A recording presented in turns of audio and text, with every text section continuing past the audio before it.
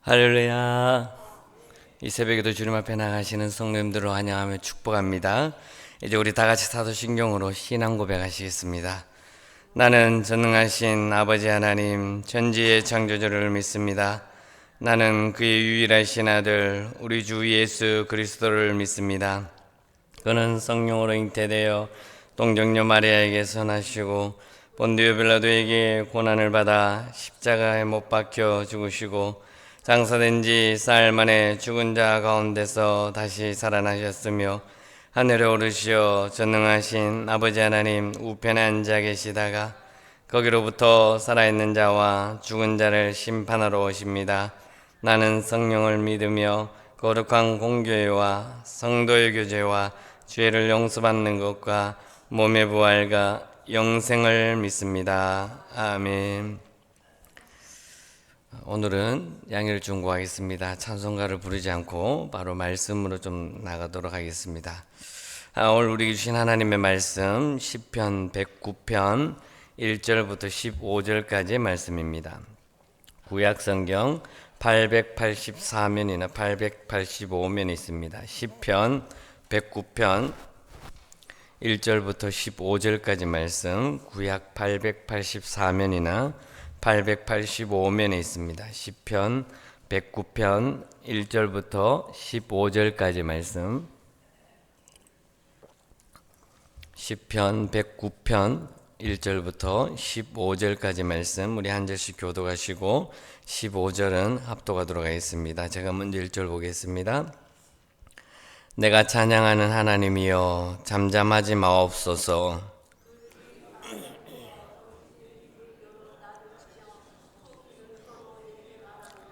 또 미워하는 말로 나를 두르고 까닭없이 나를 공격하였음이니이다.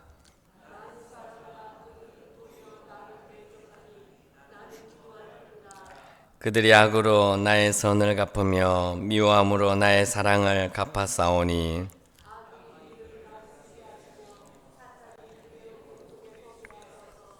그가 심판을 받을 때 죄인이 되어 나오게 하시며 그의 기도가 죄로 변하게 하시며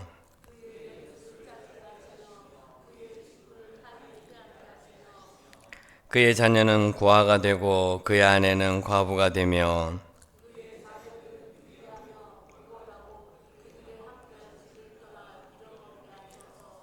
고리대금하는 자가 그의 소유를 다 빼앗게 하시며 그가 수고한 것을 낯선 사람이 탈취하게 하시며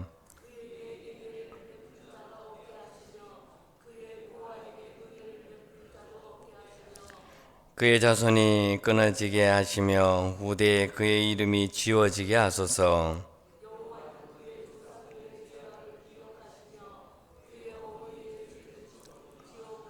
같이 읽겠습니다. 그 죄악을 항상 요 앞에 있게 하사 그들의 기억을 땅에서 끊으소서. 아멘. 할렐루야. 오늘 하루도 주님께서 주시는 은혜와 평강을 누리는 저와 여러분 될 수 있기를 바라겠습니다. 제가 목감기를 걸려가지고 기침이 나오고 노래가 잘 안 됩니다. 그래서 좀 양해를 구하겠습니다.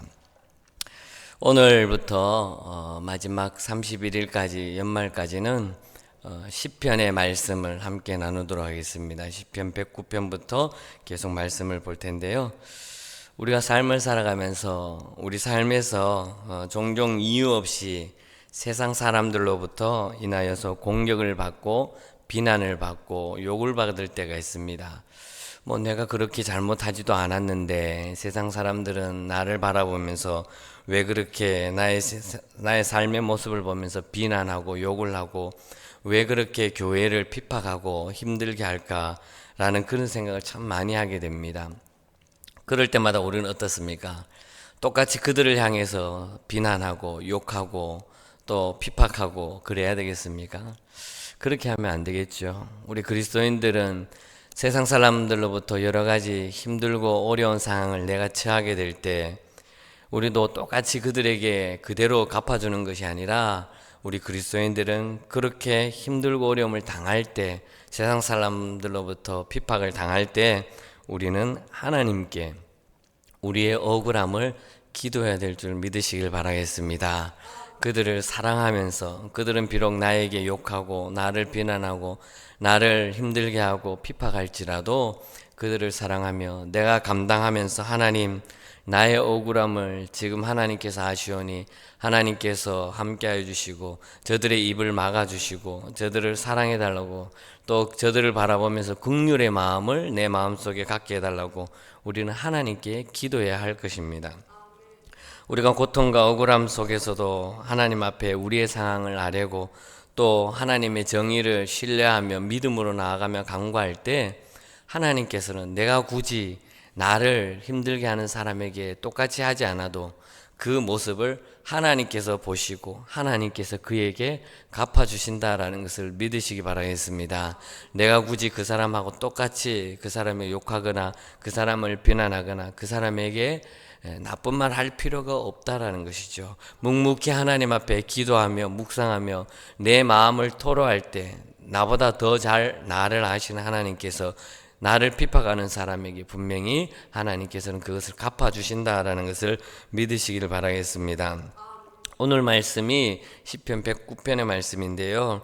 이 말씀을 보게 되면 조금 우리가 놀라운 그런 상황을 말씀으로 볼 수 있는 것이죠. 이 말씀은 원래 또 신학적으로 보면 탄식시라고 말을 하기도 합니다. 그와 함께 또 저주시이기도 합니다. 탄식하면서 저주하는 시예요.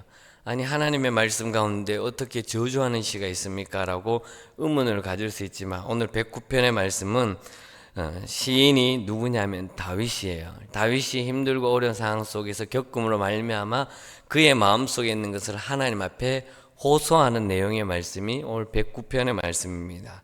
그래서 저주시로서의 악인에 대한 강력한 저주를 요청하고 있는 것입니다. 쉽게 말해서 다윗이 하나님 앞에 자기의 심정을 지금 토로하는 거예요. 하나님, 내 심정이 이렇죠. 지금 내가 이러한 상황을 겪고 있습니다. 나의 마음을 알아주세요. 하나님, 내 마음이 너무나 답답합니다. 지금 이러한 상황을 겪고 있는 이 모습을 우리 하나님께서 아시고 갚아주시옵소서, 하나님께서 책임져 주시옵소서라고 하나님 앞에 부르짖는 기도가 오늘 본문이라는 것이죠. 그래서 109편의 말씀을 보게 되면 108편, 109편, 110편 이 세 편이 연속으로 다윗의 시로 이렇게 묶여 있는데 108편하고 110편의 말씀은 어떤 말씀이냐면 하나님께서 다윗을 통해서 전쟁에서 이기게 했을 때, 전쟁에서 승리하게 했을 때 하나님 앞에 감사와 기쁨과 영광 돌리는 그런 표현입니다. 그런데 유일하게 중간에 있는 이 109편의 말씀은 하나님께서 주신 그 전쟁의 승리의 표현이 아니라 악인이라는, 그리고 악인에 대해서 저주하는, 하나님 내 마음을 하나님 아시지요 하면서 하나님 앞에 저주하면서 하는 시가 109편의 말씀입니다. 그러니까 앞뒤로는 하나님 앞에 감사와 찬양과 기쁨이 있지만 여기 중간에 있는 109편의 말씀은 독특하게 악인을 향해서 저주하면서 악인에게 대한 보복과 하나님께서 악인에게 행하는 심판의 메시지가 여기서 담겨 있다라는 것입니다. 가장 먼저 보게 되면 1절의 말씀이 바로 이겁니다. 하나님을 부른다라는 것이죠. 우리 인생에서 마찬가지입니다. 힘들고 어려울 때 우리의 기도를 들으시고 우리를 항상 인도하신 하나님을 바라보고 하나님께 기도하며 나아갈 수 있기를 바라겠습니다. 하나님께서는 때로 우리의 인내와 우리에게 그리고 참고 견디게 하는, 그리고 그 속에서 하나님을 신뢰하는 것을 말미암아 하나님께서는 시험하시지만 결국에는 우리를 위해서 일하신다라는 것입니다. 비록 내가 힘들고 어려울지라도 그 속에서 나를 통해서 하나님께서 인도해 가심을 믿으시기를 바라겠습니다. 우리는 하나님의 때에 하나님의 방법으로 응답하실 것을 믿고 기다려야 한다라는 것입니다. 단순히 내가 기도드리는 그 기도와 간구가 그 즉시 바로 즉시 이루면 얼마나 좋겠습니까? 하나님께서 나의 기도를 바로 들어주시면 얼마나 좋겠습니까? 그러나 그것은 나의 입장이지만 하나님께서 보실 때 하나님의 입장에서는 다 때가 있고 하나님의 때가 있고 하나님의 계획하심과 하나님의 섭리가 분명히 있다라는 것입니다. 그때서야 이루어진다라는 것을 믿고 참고 인내하며 기다리며 나아가는 저와 여러분 될 수 있기를 바라겠습니다. 특별히 109편의 1절 말씀은 이렇게 고백합니다. 우리 함께 읽어볼까요? 1절입니다. 함께 읽겠습니다. 내가 찬양하는 하나님이여 잠잠하지 마옵소서. 이 말씀이 어떻게 보면 탄식시에서 처음 전형적으로 등장하는 문구라고 할 수 있습니다. 그러니까 하나님 앞에 호소하면서 내가 찬양하는 하나님이여, 내가 입술로 고백하는 하나님이여 라고 말씀합니다. 내 찬양이 하나님이여 라고 말씀하면서 하나님, 지금부터 내가 간구하는 기도의 제목들, 기도의 간구들 하나님 들어주시고 응답해 주시옵소서 라고 하는 그 문구가 바로 1절의 말씀이라는 것이죠. 그리고 1절 말씀 가운데 잠잠하지 마옵소서라고 말씀합니다. 즉 나의 심령과 나의 마음과 나의 뜻을 누구보다 더 잘 아시는 하나님께서 그냥 가만히 계시지 마시옵소서, 나의 기도를 들으시고 응답하시옵소서라고 간절히 간구하는 모습을 보게 되는 것이죠. 이어서 2절부터 5절까지 말씀을 보게 되면 나에게 힘들어하고 어렵게 했던, 그러니까 다윗의 입장에서 말하는 거죠. 다윗이 그 악인들에 대해서 행동에 대한 묘사로서 이야기를 하고 있는 것입니다. 그러한 모습을 가운데 하나님께서 내가 상대방에 대해서 부당한 대우를 받고 힘들고 어려운 상황을 겪었습니다라고 하면서 악인들이 나에게 행했던 그 모습에 대해서 이제 열거하면서 하나님 앞에 쉽게 말해서 고발한다라고 보면 되는 거죠. 2절부터 시인은 본격적으로 하나님의 법정에서 그 악인에 대해서 나에게 행했던 모습들에 대한 고발을 하는 거예요. 특별히 2절에서 3절의 말씀을 보면 어떤 말씀이냐면 악인들이 언어의 죄를 범했음을 지적합니다. 언어로 나를 힘들게 했습니다. 말로 나를 어렵게 했습니다. 악인들이 거짓말로 나에게 말했습니다. 특별히 3절을 보면 그들이 미워하는 말을 했음을 지적하고 있고, 악인들이 시인에게는 아무런 그것도 없는데 말로 힘들게 했다라는 것입니다. 다윗의 모습을 보면 그렇습니다. 다윗이 사울로부터 죽임을 당하려고 했고 아들 압살롬으로부터 죽음을 당하려 해서 왕좌에서 쫓겨나는 상황, 도망다니는 상황, 그 도망다니는 상황 속에서 시므이라는 사람이 도망다니는 다윗을 보면서 욕을 하고 핍박을 하고 고난하는 말로 힘들게 하면서 그 어려운 가운데 있었습니다. 사울도 죽일 수 있는 상황도 있었고, 시므이도 그의 다윗의 수하와 더불어서 여러 사람이 저 못된 놈 악하게 말하는 저 놈을 그냥 제가 죽이겠습니다라고 했을 때 다윗이 죽이지 마라, 그냥 둬라, 하나님께서 심판하실 것이다 라고 하면서 그에게 보복하지 아니하고 오히려 하나님 앞에 아뢰면서 간구했던 모습들이 바로 2절부터 3절의 말씀. 나는 가만히 있는데 악인들이 말로써 나를 힘들게 했습니다. 거짓말로 나를 힘들게 했습니다. 악인들이 거짓말로 나를 핍박합니다. 힘들게 합니다. 어렵게 합니다 라는 말을 해주고 있는 것이죠. 또 4절부터 5절에 보게 되면 악인들이 시인의 그 선을 악으로 갚았다라는 것입니다. 다윗은 하나님 앞에 말씀과 더불어서 삶의 모습에서 온전한 모습으로 나아갔습니다. 그럼에도 불구하고 선으로 많은 사람들을 행했지만 그 선을 행함에도 불구하고 오히려 돌아오는 것은 악함으로써 다윗에게 돌아왔다는 것이죠. 이러한 모습에서 다윗은 고백합니다. 하나님, 나는 하나님의 말씀을 통해서 그들에게 선을 베풀어 주었는데 오히려 그들은 나에게 악으로 갚아 주었습니다 라고 하면서 하나님 앞에 간구하는 모습이죠. 우리 5절 말씀 같이 읽어볼까요? 5절입니다. 함께 읽겠습니다. 그들이 악으로 나의 아멘. 내가 행한 모습들이 선의 모습인데 오히려 돌아오는 것은 악한 모습이었다라는 것입니다. 이런 모습으로 해서 내가 너무나 힘듭니다. 하나님, 나는 너무나 고통 가운데 있습니다. 아픔 가운데 있습니다. 이러한 모습을 하나님 앞에 다 고발하는 모습이 5절까지 말씀이라고 볼 수 있는 것이죠. 그래서 6절부터 15절까지의 말씀을 보게 되면 또 악인에 대해서 심판해달라. 이제 이러이러한 모습으로 내가 힘들고 어려우니까 그 다음 6절부터 15절까지 말씀은 그들에게 대해서 하나님 이제 심판해 주시옵소서, 나의 억울함을 아시고 하나님의 정의와 하나님의 공의를 그들에게 좀 임하여 주시옵소서라고 요청하는 부분이 6절부터 이어지는 것입니다. 우리 6절 말씀 한번 읽어볼까요? 함께 읽겠습니다. 악인이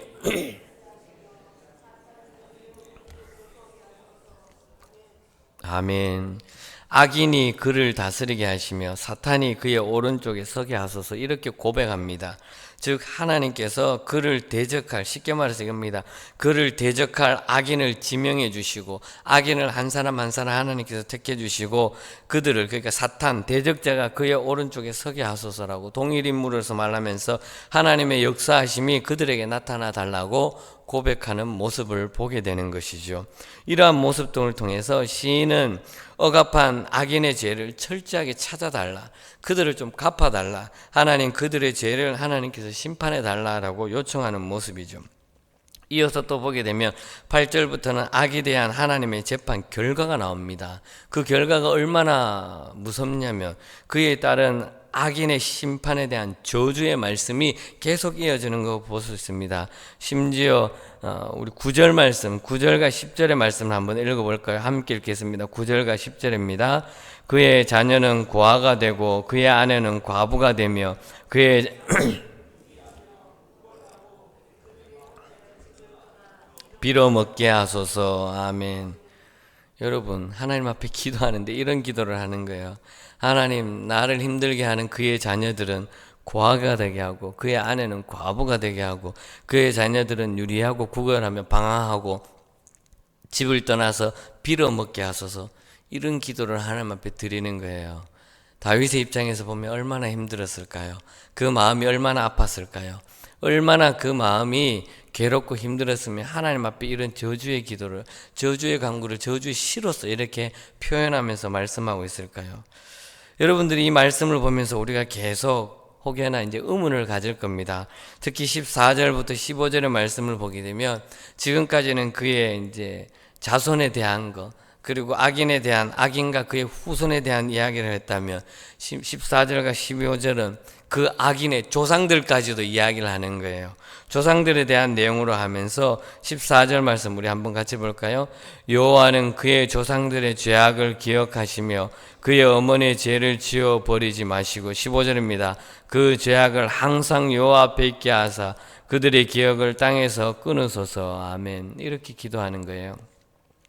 나를 욕하는 그와 더불어서 그의 자녀들에게 하나님의 저주가 임하겠다고 말하고, 이제는 또 그의 조상들을 향해서 그의 조상들이 잘못했기 때문에, 그의 조상들이 자녀들을 잘못 낳았기 때문에 내가 지금 힘들어하고 아파합니다 라면서 그의 가문 전체를 위해서 악한 모습으로서 행해 준 것에 대해서 하나님 앞에 심판을 내려달라고 말하는 것을 보게 되죠. 그런데 우리가 그리스도인들이 이 말씀을 보면서 왜 하나님께서는 다윗의 이 저주의 시를 말씀으로 행했습니까? 왜 저주의 시를 하나님께서는 말씀으로 또 택해가지고 시편 109편에 이렇게 말씀을 해주고 있습니까? 이것은 단순히 그냥 감정적인 보복이 아니라는 것입니다. 이 말씀을 통해서 무엇을 우리에게 주시느냐? 바로 하나님의 정의로움을 말씀해 주고 있는 거예요.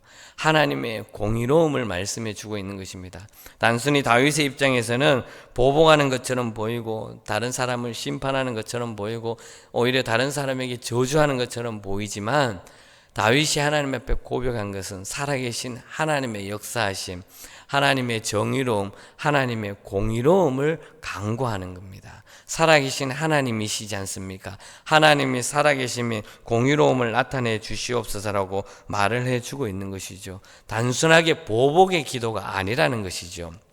내가 힘들고 어려움을 호소하면서 탄식하는 기도, 그 탄식하는 시이면서 불구하고 그 속에서 하나님의 공의를 나타내 달라고, 하나님의 정의를 이 땅에 이루어 달라고, 악인의 모습들, 공의가 사라지고 정의가 사라지는, 악인들이 판치는, 악인들이 나에게 대해서 나는 선으로 했지만 오히려 악으로 갚는 그 사람들에게 공의를 행해달라고, 정의를 행해달라고, 살아계신 하나님의 놀라운 능력을 그 속에서 좀 보여달라고 강구하는 모습이라는 것이죠. 그러면서 이 말씀이 무엇을 또 뜻하느냐? 바로 예수 그리스도의 십자가 사건을 이어지게 합니다. 왜? 하나님의 독생자 아들 예수님을 이 땅에 보내주셔서 죽을 수밖에 없는 많은 사람들, 핍박당하는 많은 사람들, 어려움 당하는 많은 사람들, 그들을 하나님 예수 그리스도로 말미암아 십자가의 공로로 그들을 구원해 달라고, 하나님의 사랑을 그들에게 임해 달라고 말하는 그 말씀의 내포가 오늘 시편 109편의 말씀 가운데 있다라는 것입니다. 즉 이것으로 말미암아 하나님의 공의를 나타내시고 하나님의 구원의 역사를 나타내 주시옵소서. 비록 나는 간구하고 나의 마음은 한탄하면서 하나님 앞에 저주하면서 탄식하지만 하나님 그들을 통해서 하나님의 공의와 하나님의 사랑하심이 그들에게 나타나 달라고 간절히 소원하는 기도의 말씀, 기도의 시가 바로 오늘 시편 109편의 말씀이라는 것입니다. 이어서 쭉 나오는, 내일부터 나오는 말씀을 보게 되면 좀 더 구체적인 근거와 이유, 그렇게 악인들이 행하는 모습, 그리고 내가 왜 이렇게 저주하는 모습, 이런 모습들을 이어지게 된다라는 것입니다. 즉 109편의 이 말씀을 통해서 우리가 기억해야 될 것은 바로 하나님의 정의와 공의를 이루게 해달라고, 그리고 예수 그리스도의 구속 사건을 다시금 우리에게 기억하도록 하는 말씀이라는 것입니다. 그러므로 말미암아 우리의 삶 가운데서도 예수 그리스도의 은혜에 대해서 감사하며 기쁨으로 나아가고, 악인에 대해서 내가 저주하는 것이 아니라 하나님 앞에 간곡히 기도하며 나아가는 우리의 모습이 되어야 한다라는 것입니다. 이러한 삶을, 오늘 하루도 삶을 살아가면서 하나님의 말씀대로 행하며 나아가는 저와 여러분 될 수 있기를 주님의 이름으로 간절히 축복합니다. 하나님 아버지, 지난밤도 평안히 저희들을 지켜주시고 주의 은혜 가운데 함께 해주심을 감사합니다. 여러 가지 상황과 형편 가운데 더욱더 하나님만을 바라보게 해주시고, 또 2024년 저물어가는 이 시점에 더욱더 하나님 앞에 말씀으로, 기도로 무장하며 나아갈 수 있도록 인도하여 주시옵소서. 때로는 세상 사람들로부터 많은 핍박과 어려움을 당하고, 또 내가 아는 사람들로부터 고난을 당하고 어려운 말로 힘들어하며 아파할 때도 있습니다. 하나님, 그러할 때마다 우리의 마음과 뜻과 생각을 위로하여 주시고 하나님의 은혜를 부어 주시옵소서. 온전히 하나님의 뜻 가운데 하나님의 공의와 하나님의 정의를 행하며, 무엇보다 그들을 하나님의 사랑으로서 사랑하며 구원의 역사가 일어날 수 있도록 은혜 베풀어 주시옵소서. 오직 나를 위해 십자가에 돌아가신 예수 그리스도의 그 십자가의 사건을 통해서 더욱더 감사와 기쁨과 즐거움으로 나아가게 해주시고, 특별히 이 땅에 조림으로 오신 예수님의 탄생을 기다립니다. 그리고 다시 오실 재림의 때를 기다립니다. 오직 예수님만을 바라보며 예수님 한 분만 높여드리며 나아가는 우리 믿음의 공동체들이 다 될 수 있도록 역사하여 주시옵소서. 모든 은혜 감사드리며 사랑이 많으신 예수님의 이름으로 기도드리옵나이다. 아멘. 하늘에 계신 우리 아버지, 아버지의 이름을 거룩하게 하시며 아버지의 나라가 오게 하시며 아버지의 뜻이 하늘에서와 같이 땅에서도 이루어지게 하소서. 오늘 우리에게 일용할 양식을 주시고 우리가 우리에게 잘못한 사람을 용서해 준 것 같이 우리 죄를 용서해 주시고 우리를 시험에 빠지지 않게 하시고 악에서 구하소서. 나라와 권능과 영광이 영원히 아버지의 것입니다. 아멘.